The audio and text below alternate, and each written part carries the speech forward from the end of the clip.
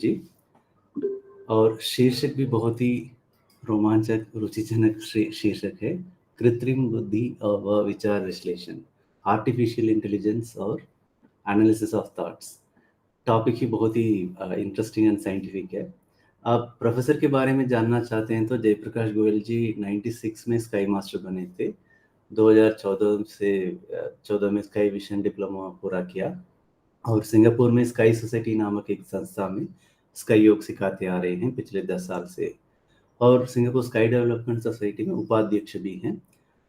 एर्नस्ट and young नामक एक big four audit firm में आईटी का सर्विस संभाल रहे हैं। अभी आर्टिफिशियल इंटेलिजेंस आज तो हम सभी न्यूज़पेपर में पढ़ते हैं, साइंस में पढ़ते हैं, बट इसका और विचार विश्लेषण का क्या संबंध है, कैसे हम इस पे कनेक्ट कर सकते हैं और इसके बारे में जानकारी ले सकते हैं, उसे सुनने हेतु अब चलिए सीधा जयप्रकाश जी के पास जाते हैं। जयप्रकाश जी, आप तैयार हैं? हाँ, आप हमें मुझे सुन सकते हो? हाँ जी, जी समझा। एक मिनट, मैं अपना स्क्रीन शेयर करता हूँ। जरूर।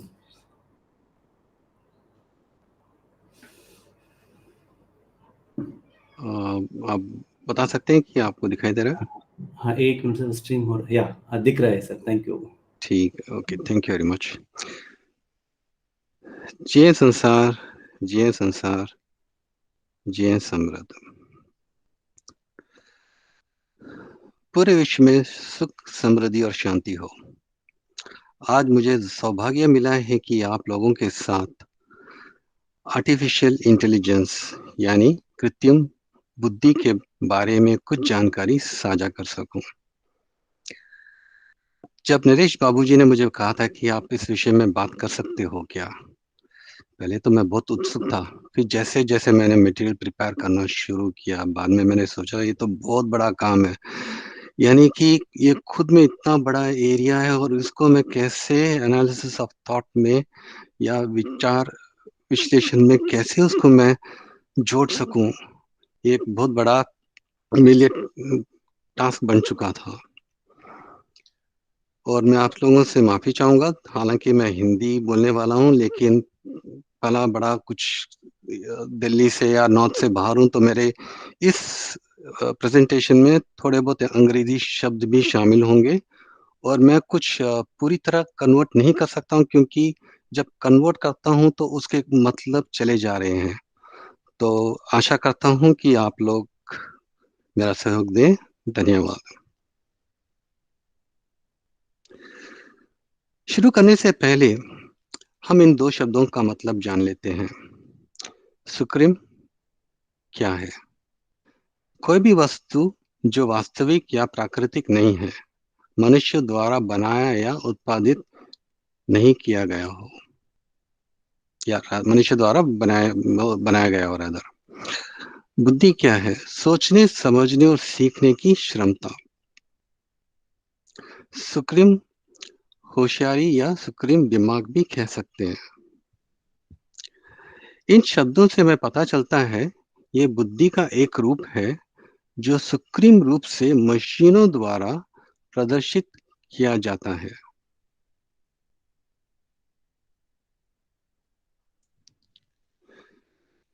ये सुकृम क्यों, हमें क्यों चाहिए ये? जब से कंप्यूटर का आविष्कार हुआ है, तब से इंसानों ने इसका इस्तेमाल काफी बढ़ा दिया है।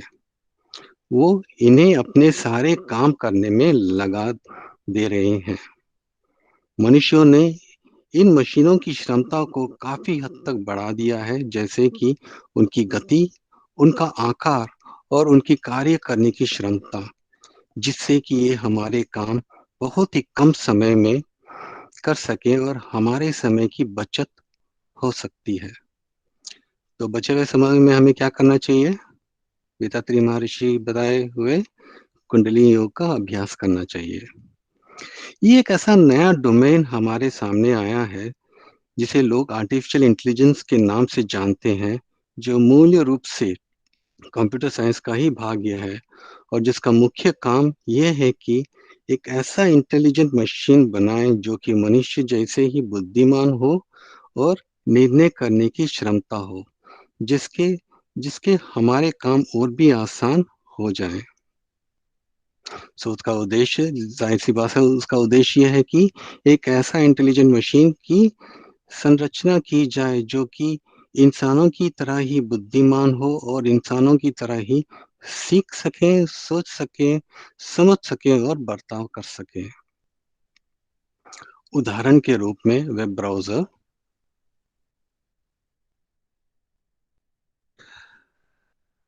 अगर मैं अब डालूं आई वॉन्ट टू ईट,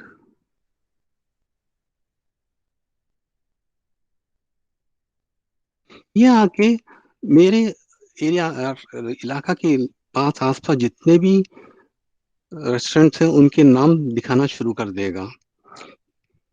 मैंने उसको बताया नहीं कि मैं कहाँ रह रहा हूँ, ये अपने आप से जानकारी हासिल कर लेता है मेरे ब्राउजिंग पैटर्न को रखकर, और मुझे बताता है कि मैं कहाँ खाने जा सकता हूँ। ये एक आर्टिफिशियल इंटेलिजेंस का एक उदाहरण है। और भी उदाहरण हैं, जैसे कि नक्शा ऐप। आप एक मैप खोल लीजिए और आपको एक जगह से दूसरी जगह जाना है। अगर आपको गाड़ी में जाना है तो एक रूट बताएगा, एक रास्ता बताएगा। अगर आपको पैदल जाना है तो एक दूसरा रास्ता बताएगा।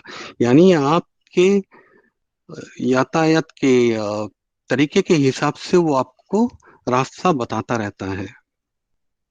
और एक ग्रैब ऐप है जिसमें अगर मुझे सुबह ऑफिस जानी है या अपने कार्यस्थल जाना है तो मुझे एक रास्ता दिखाएगा, और जब मैं दोपहर को जाना है तो वो अलग रास्ता दिखाएगा, यातायात की स्थिति अनुसार।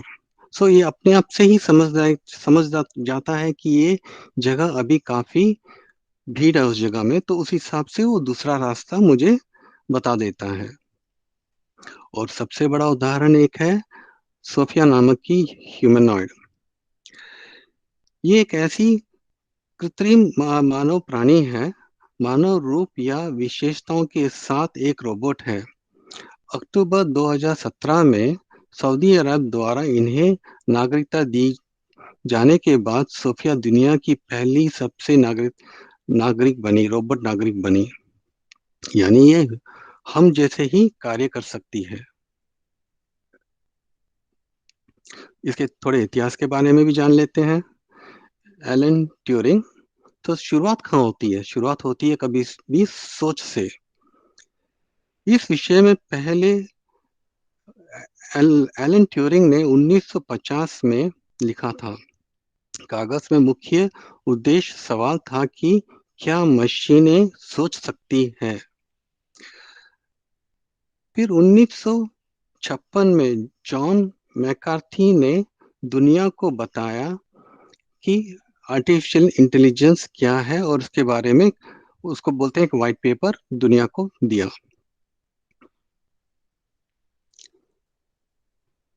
अब देखते हैं आर्टिफिशियल इंटेलिजेंस है क्या।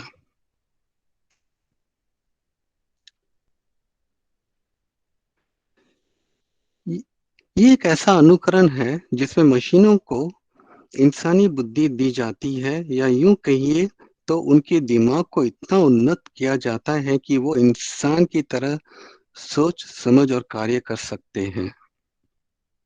ये खासकर कंप्यूटर सिस्टम में ही किया जाता है। इस प्रक्रिया के तीन भाग हैं: मशीन लर्निंग, विचार विश्लेषण या रीजनिंग, और समस्या का सुलझाना, यानी प्रॉब्लम सॉल्विंग। हम सबसे पहले लेते हैं मशीन लर्निंग। मशीन लर्निंग में जिसमें मशीन के दिमाग में जानकारी डाली जाती है और उन्हें कुछ नियमों भी सिखाया जाता है, जिससे कि वह उन नियमों का पालन करके किसी भी दिए हुए कार्य को पूरा कर सके। और यह खुद में ही एक बहुत बड़ा क्षेत्र है। कंप्यूटर में इमेजेस फीड की जाती है, फिर उसको बताया वो फिर अपने आप से वो बताता है कि क्या क्या ऑब्जेक्ट्स या इमारतें हैं। फिर हम इसे लेबल करते हैं कि क्या है वो। ऐसे धीरे धीरे करके हम कंप्यूटर को समझाते हैं कि ये ये इमारत है, ये कंपनी का ब्रांड या लोगो है, ये लोगों का फेस है, और हम फेस में एक नाम देते हैं। अगर आप फेसबुक में जाओगे, जैसे ही आप अपने ना एक ग्रुप फोटो को अपलोड करते हो, तो आपके दोस्तों को आइडेंटिफाई करना शुरू कर देता है। आपको तो करता ही करता है, बट आपके दोस्तों को भी आइडेंटिफाई करना शुरू कर देता है। ये सब इतना आसान नहीं है, काफी डेटा दिया जाता है कंप्यूटर को सीखने के लिए, और एक हद के बाद कंप्यूटर अपने आप से ही सीखने लग जाता है। जैसे जैसे आप फोटो अपलोड करते रहोगे फेसबुक में, वो आपके फोटो के बारे में और जानकारी हासिल करता रहता है, और आपके दोस्त अगर आपके फोटो को अपलोड करते हो तो स्वयं ही पता चला लेता है कि ये आपका फोटो है उसके अंदर। उदाहरण के रूप में ये भी क्लासिफाई करता है कि एक सिंगल आदमी है और एक ग्रुप है। और एक उदाहरण है, ये बताता है कि ये एक लैंडमार्क है। तो पहले हम फीड करते हैं, बाद में कंप्यूटर खुद हमें बताता है कि वो क्या है। ये मशीन लर्निंग के द्वारा और कंप्यूटर विजन के द्वारा होता है। मशीन लर्निंग के द्वारा हम एल्गोरिदम फीड करते हैं जो कि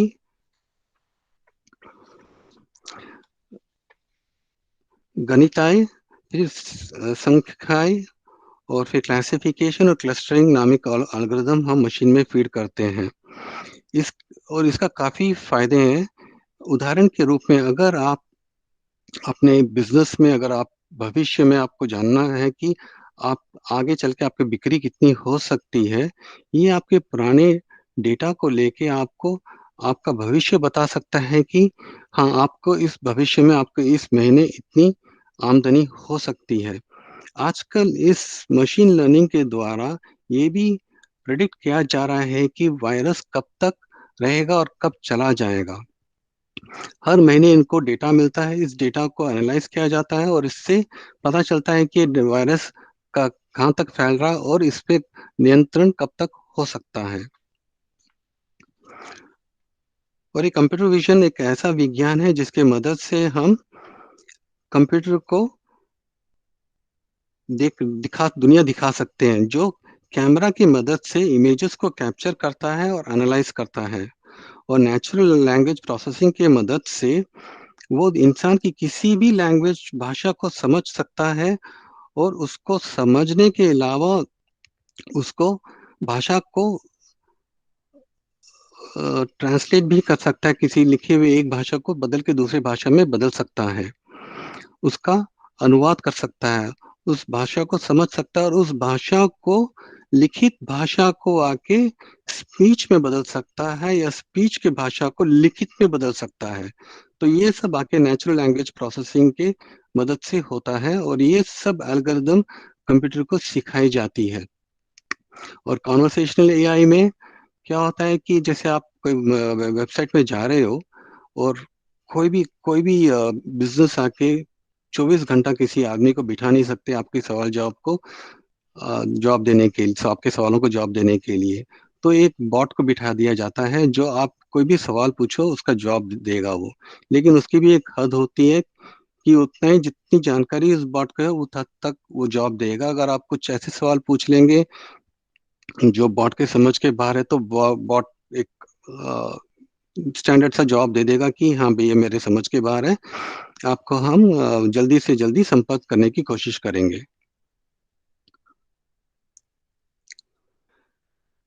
ये क्लासिफिकेशन का तरीका है, बताता है कि ये केला है, ये एप्पल है, ये ऑरेंज है।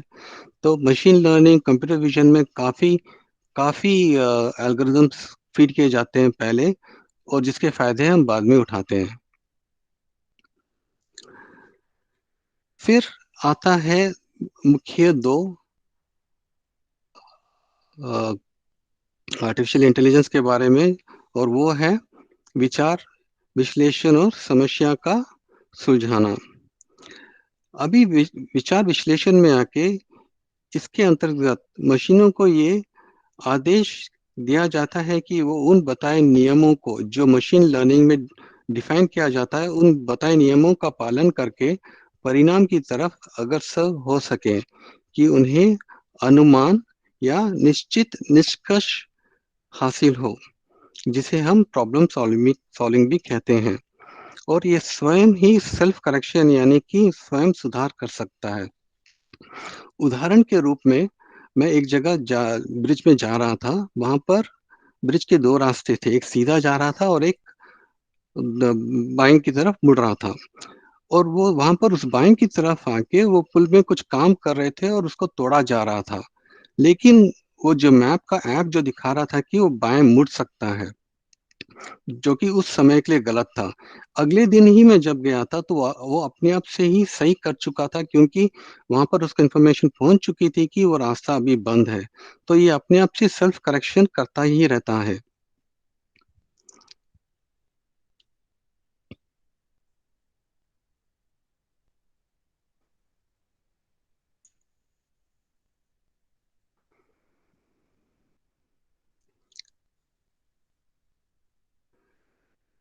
अभी दोबारा चलते हैं मशीन लर्निंग की तरफ।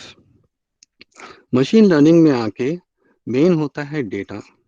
डेटा के काफी बड़े सोर्स होते हैं। उदाहरण के रूप में अगर आप मिलिट्री को ले लोगे तो आपका डेटा जो आता है सैटेलाइट से आता है, और युद्ध क्षेत्र में जो वाहन हैं और वहां पर जो काफी सेंसर्स लगाए हुए हैं, वहां से डेटा आते हैं।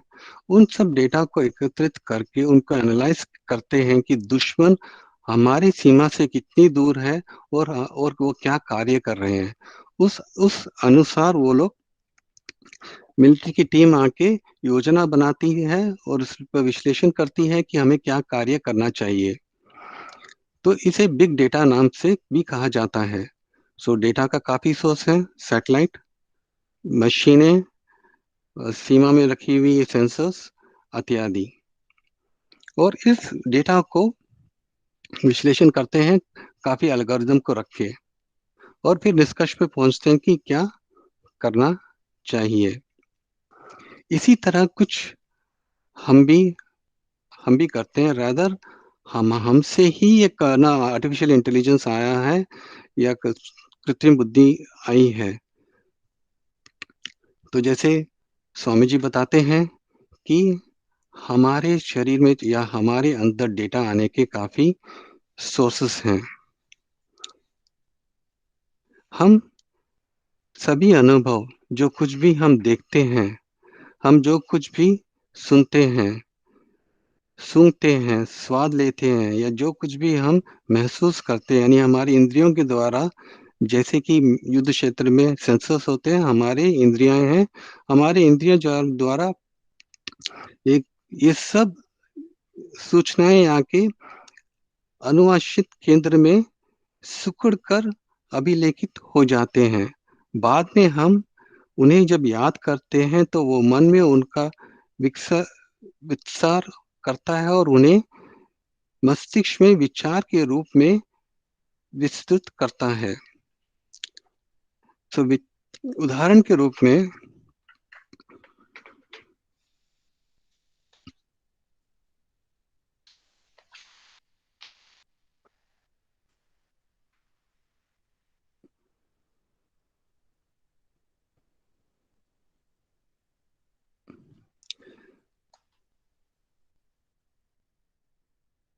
अगर हम एक चलो एक गाय ले लेते हैं। अगर हम आप एक गाय कहीं देखते हो तो क्या होता है, इसका एक एक बिंदु मात्र इमेज हमारे जेनेटिक सेंटर में स्टोर हो जाते हैं, अनुवांशिक केंद्र में अभिलेखित हो जाते हैं। जब कोई कहता है गाय, या आप दूसरी ओर कोई गाय, अन्य कोई गाय देखते हैं रोड में, तो क्या होता है कि ये जो अभिलेखित इमेज जो हमारे जेनेटिक सेंटर में पहुंच जाते हैं, वो हमारे मस्तिष्क में विचार के रूप में प्रकट हो जाते हैं, और हमें ये याद आ जाता है कि हम गाय को कहाँ देखे थे, कब देखे थे, और हम उसको कंपेयर करना शुरू कर देते हैं कि वो गाय काला था और ये गाय भूरे रंग का है। स्वामी जी बताते हैं कि हमें आके हमारे विचार, हमारे शरीर में जो विचार आते हैं उनके काफी कारण हैं। जैसे कि हमारी जरूरतें, हमारी आदतें, हमारी परिस्थिति, दूसरों के प्रभाव, अनुवांशिक गठन यानी हेरिडिटरी से, और देवत्य। इनका कई प्रकार के हमारे शरीर में आके और हमारे अनुवांशिक केंद्र में ये सब एक तरह का डेटा है, हम इसको बिग डेटा कह सकते हैं। अगर हमारे मन में ऐसा कोई विचार आता है तो हम उस विचार को अगर हमें समझ लो कि मेरे मन में एक विचार आ रहा है कि मुझे गाड़ी खरीदनी है, तो मुझे उस विचार का पहले आंकलन करना है कि क्या ये मुझे खरीदने से क्या मुझे लाभ या मेरे परिवार को लाभ होगा या समाज को लाभ होगा। अगर ऐसा नहीं है तो हमें मुझे उसे खरीदना नहीं चाहिए। फिर ऐस फिर मुझे विचार करना चाहिए कि मुझे क्या उसे खरीदने के लिए मेरे साधन हैं। अगर मेरे पास साधन अभी नहीं है तो मैं उसे कुछ दिनों के लिए या कुछ महीनों के लिए स्थगित कर सकता हूँ। अगर लग रहा है कि आगे चल के भी नहीं है तो मैं उस विचार को हम मेरे मन से रद्द कर सकता हूँ, एक आत्म सुझाव देकर, जो इसे हम ऑटो सजेशन भी कहते हैं। तो हम बार बार अगर हम ऑटो सजेशन सजेशन देते रहेंगे या आत्म सुझाव देते रहेंगे तो विचार जो अन्य विचार जो हमारे लिए या हमारे परिवार के लिए अगर लाभदायक नहीं है तो कुछ समय बाद वो आप अपने आप ही चला जाएगा। इसी प्रकार आर्टिफिशियल इंटेलिजेंस के आके हमें काफी फायदे और नुकसान हैं। हमें आके सिर्फ उन क्षेत्र में ध्यान देना चाहिए जहाँ पर हमें उसके फायदे हैं, और जहाँ हमें लगे कि वो नुकसानदायक है उस जगह पे हमें एक कंट्रोल या पाबंदी लगानी चाहिए।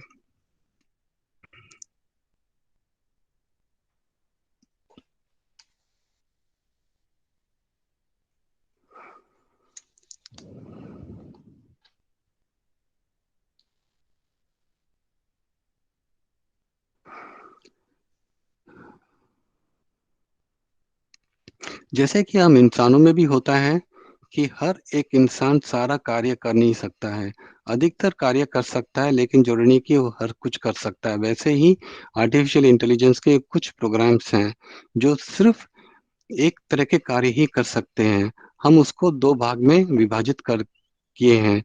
उसका नाम है कमजोर एआई और मजबूत एआई। कमजोर एआई कुछ ऐसे प्रकार के डिजाइन किए गए हैं कि वो केवल एक ही विशेष कार्य ही कर सकते हैं। इसका एक ही उद्देश्य होता है। उदाहरण के रूप में डीप ब्लू नामक एक आईबीएम कंप्यूटर है जो गैरी कैस्परोव नामक एक मंजे हुए शतरंज खिलाड़ी को 1996 में हराया था।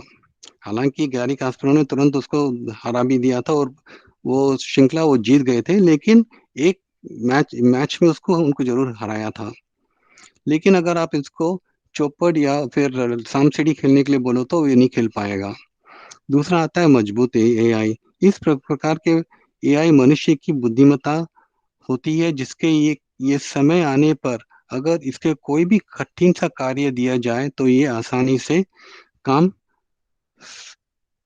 कर सकता है।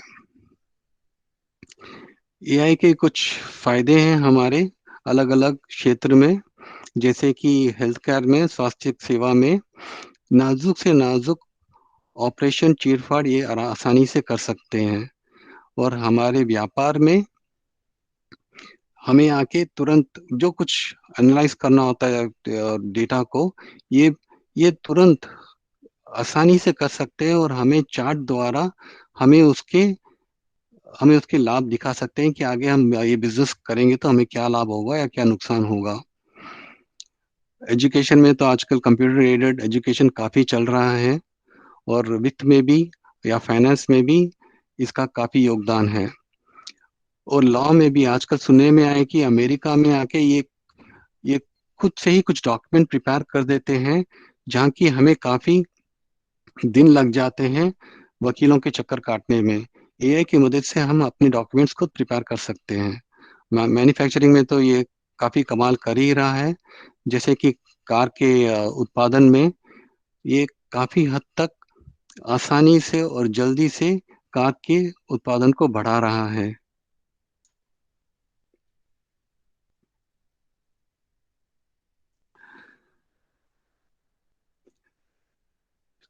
कृत्रिम बुद्धि का कुछ परिणाम भी हैं। आपने रावण मूवी तो देखी होगी। कुछ लोग कैसे उसमें आके एक गलत रोबोट आके पूरे दुनिया को नष्ट करने में लग जाता है। फिर हमारे ऑफकोर्स हमारे हीरो आते हैं बचाने के लिए, लेकिन आम जिंदगी में ऐसे हीरो होना मुश्किल है। सो दिन ब दिन इसका एआई का इस्तेमाल बढ़ते ही जा रहा है। हम मनुष्य धीरे धीरे मशीनों के आदी बनते ही जा रहे हैं। हम हमारी जरूरतों को पूरी करने की कोशिश में एआई को और भी ज्यादा शक्तिशाली कर रहे हैं, ताकि ये हमारे कठिन से कठिन काम कर सके। ऐसा होने से हमारे जाने अनजाने में ये मशीन और भी ज्यादा ताकतवर बन जा रहे हैं, और इनमें सोचने की शक्ति भी धीरे धीरे बढ़ रही है, जिसमें से ये किसी भी परिस्थिति में खुद को डाल सकते हैं, और ये हमारे लिए अच्छी बात नहीं है।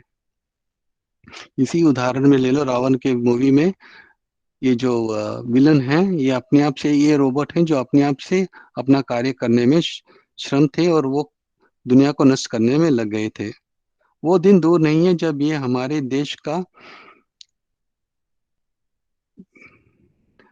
आदेश का पालन भी ना करे और अपने मन मुताबिक ही काम करें। ऐसे में मनुष्य और समाज की काफी नुकसान उठाना पड़ सकता है। ये हमारे सभी उद्योगों में अपना झंडा पहले ही गाड़ चुका है, और हमें इनके बिना उनके बिना हम कुछ भी कार्य कर नहीं सकते हैं। सुनने में ये भला ही बात थोड़ी अटपटा लगे, लेकिन ये सच सही है कि भला ही हम एआई का इस्तेमाल अपने जीवन में अच्छाई के लिए कर रहे हैं, लेकिन हमें इस बात का ध्यान रखना चाहिए कि हमें उस पर नियंत्रण रखना चाहिए, ताकि समय आने पर उसकी सही इस्तेमाल कर सकें। धन्यवाद। जय संसार, जय संसार, जय समृद्ध।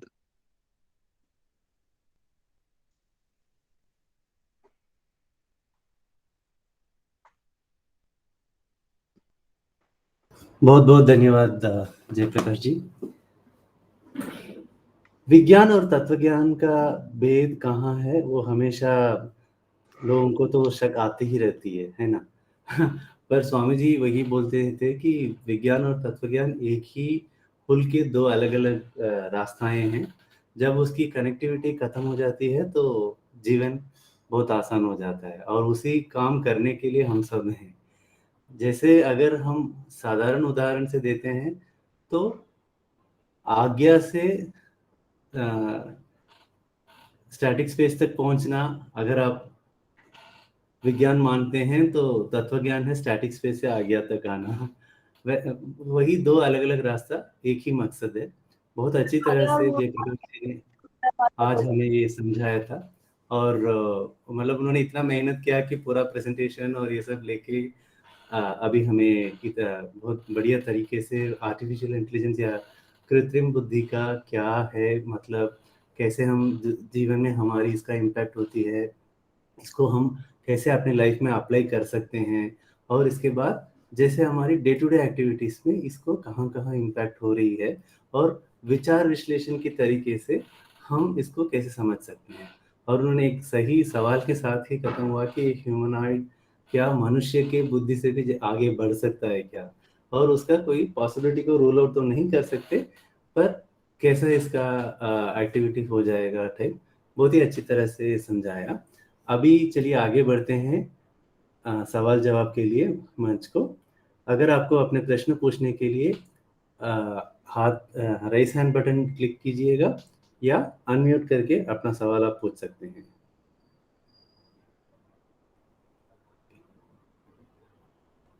किसी को कुछ सवाल है तो पूछ सकते हैं, या खुद ही मैं ही एक बार पूछ लेता हूँ। या अभी जे वेंचर से इलमबर्दी साहब हैं, सवाल पूछिए सर। जी संदर। नमस्कार जी। जी समृद्ध, जी जय संसार। समृद्ध।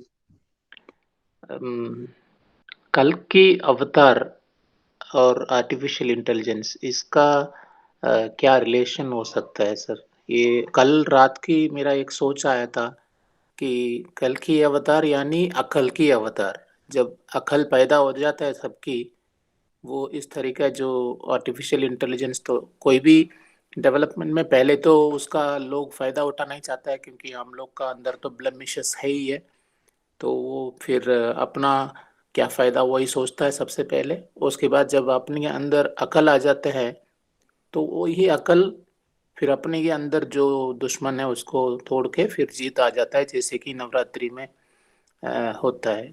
तो ये मेरा सोच है, तो इसकी रिलेट करके थोड़ा सा आप बताइए कि आर्टिफिशियल इंटेलिजेंस और कल की अवतार का क्या रिलेशन हो सकता है। ये आपने बहुत अच्छा सवाल पूछा है। अगर आप हमारा इतिहास देखोगे तो यानी हम बोलते हैं नारायण के 10वां अवतार ही आके कल की अवतार है।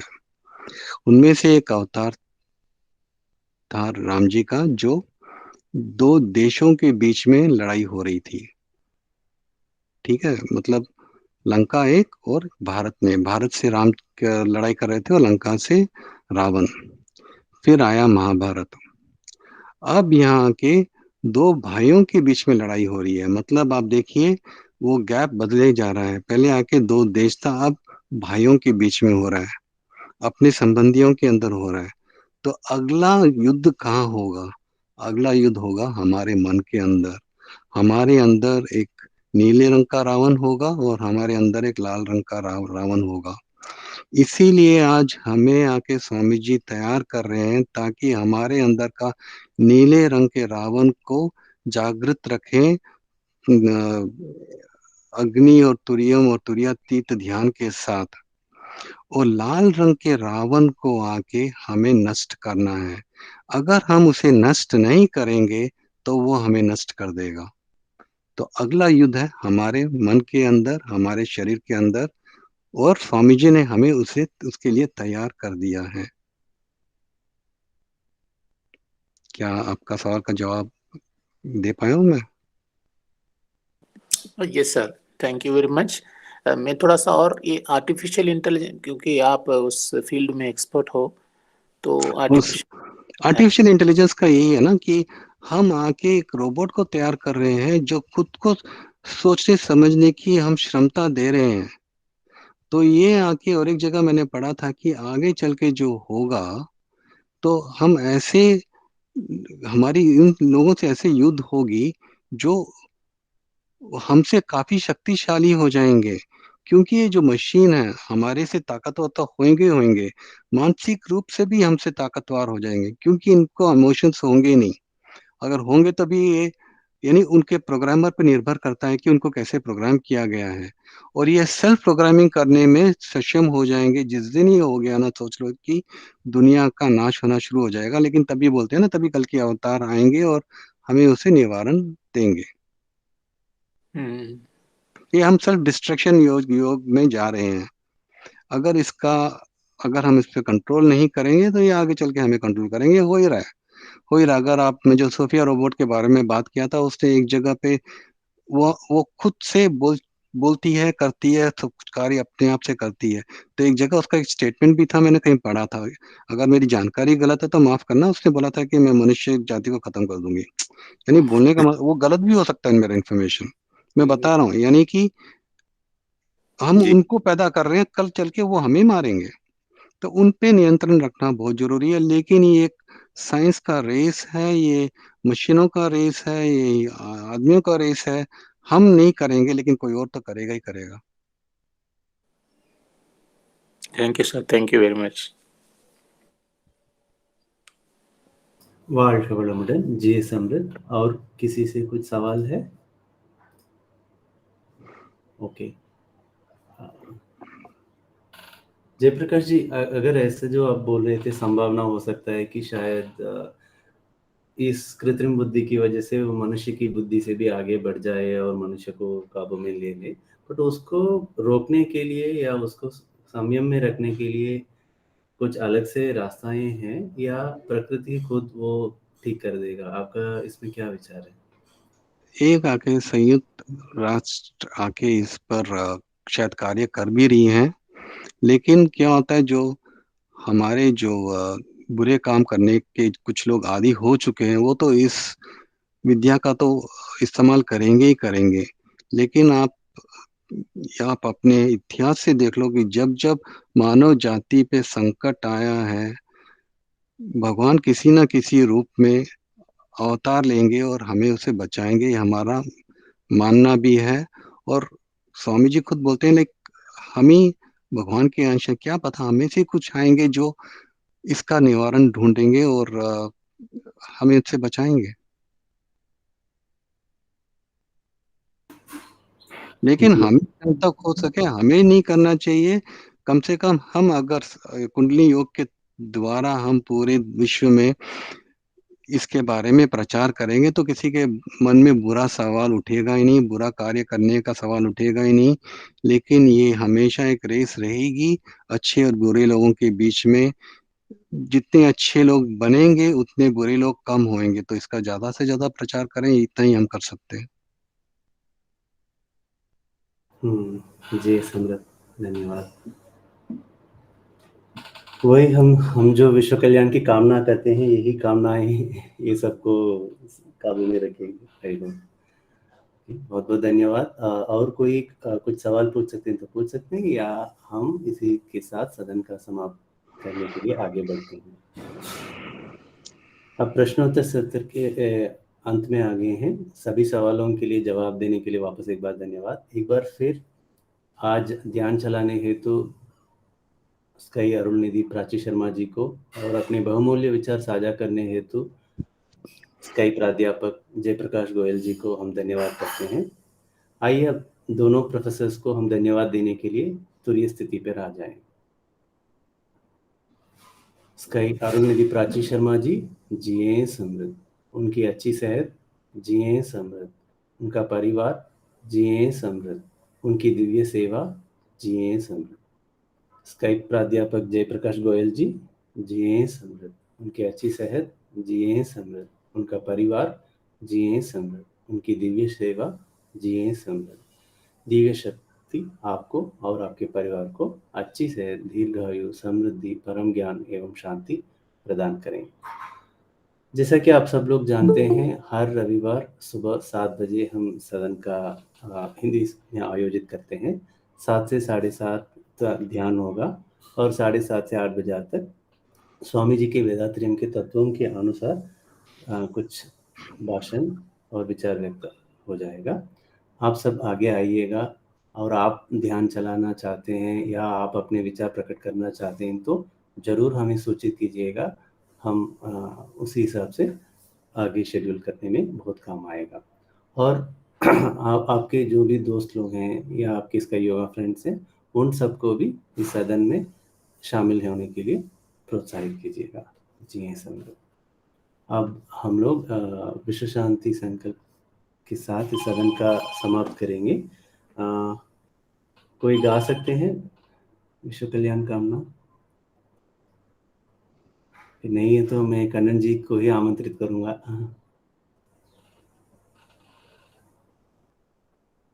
सर जी जी सर।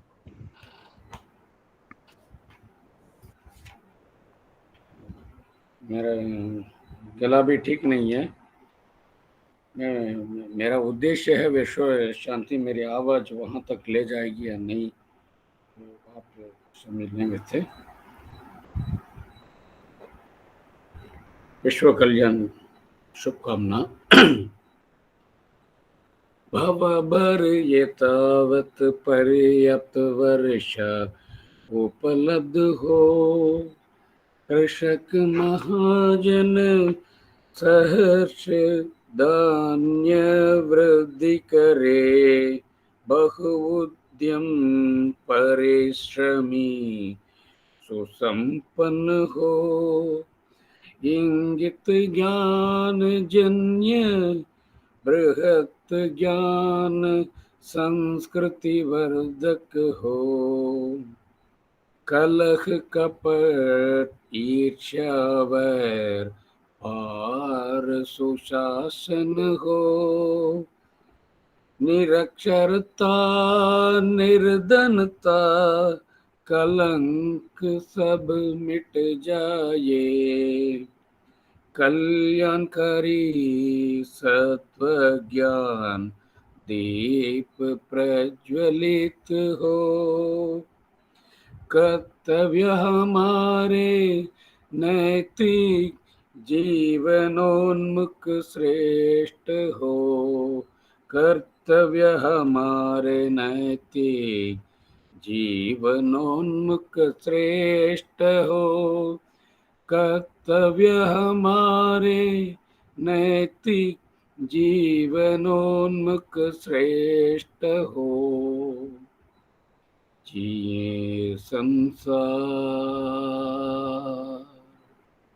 जिए संसार,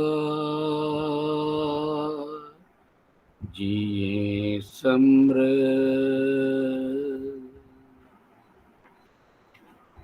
धन्यवाद जी। बहुत बहुत धन्यवाद कनन जी। हमें तो गले में कोई तकलीफ नहीं महसूस हो रहा था, बट बहुत धन्यवाद।